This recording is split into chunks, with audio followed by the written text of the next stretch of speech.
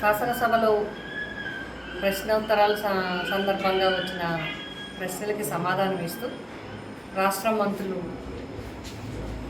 మరి మహిళలకి వందనం కానీ లేకపోతే మిగతా పథకాల గురించి కానీ దీన్ని సుదీర్ఘంగా చర్చించి ఎలక్షన్లో చెప్పింది ఏంటి అంటే మేము ప్రభుత్వంలోకి వచ్చిన వెంటనే మా ప్రభుత్వం అధికారంలోకి వచ్చిన వెంటనే మీకు అన్ని పథకాలు అమలు చేస్తాము, రెట్టింపు చేస్తామని చెప్పి ఆడపడుచులకి అంటే గతంలో ఇచ్చే పథకాల పేరు మార్చి ఆడపడుచులకి వందనం అని చెప్పి అది కూడా ఇస్తామని చెప్పి 1500 చెప్పడం జరిగింది.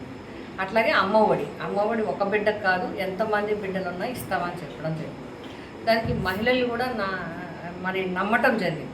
అయితే ఈరోజు అసెంబ్లీలో జరిగిన చర్చ సమాధానం ప్రశ్నోత్తరాల సమయంలో ప్రశ్నలకి సమాధానాన్ని బట్టి చూస్తే మంత్రివర్యులు లోకేష్ గారు కానీ మంత్రివర్యులు నాదెండ్ల గారు కానీ వారు ప్రశ్నలకు ఇచ్చిన సమాధానాన్ని బట్టి చూస్తే ఇది ఇంకో సంవత్సరము వరకు పొడిగిస్తామని వారి మాటల్లోనే ఈ సంవత్సరం లోపు మేము అన్నీ దీని మీద వివరాలన్నీ తీసుకొని దాని మీద నిర్ణయం తీసుకుంటామని చెప్పడం జరిగింది.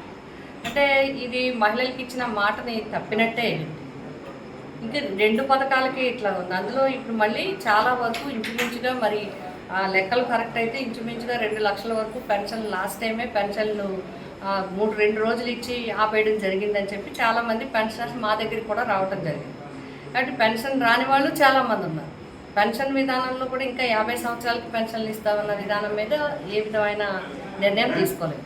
అట్లాగే గ్యాస్ సిలిండర్స్కి కూడా దీనికి ఎందుకంటే కేంద్రంతో కూడా వాళ్ళకి చర్చలు జరపాలి, కేంద్రంతో మాట్లాడాలి, కేంద్రం యొక్క ఇది తీసుకోవాలి కాబట్టి అది ఖచ్చితంగా తీసుకోవాల్సిందే. కానీ ఇప్పటికే దాని మీద తీసుకుని వెంటనే ఈ నెలలోనో వచ్చే నెలలోనో ఇస్తామని చెప్తే మహిళలకి చాలా బాగుండేది. కానీ ఇప్పుడు ఏం చెప్తున్నారంటే వచ్చే సంవత్సరం దాని మీద నిర్ణయం తీసుకోవడానికి మేము అన్నీ కూడా ఆలోచన చేస్తాము, దీని మీద మేము బాగా చర్చిస్తామని చెప్పడం మాత్రం నిజంగా ఈరోజు మహిళలకి బాధ కలిగించే విషయం. మహిళలకి నమ్మి మహిళలు ఈరోజు నమ్మకం పెట్టుకున్నారు ఈ ప్రభుత్వం మీద, మాకు అన్ని పథకాలు గవర్నమెంట్ రాగానే వస్తాయి. ఇప్పటికే నిరాశ కలిగించే విధంగా ఉంది.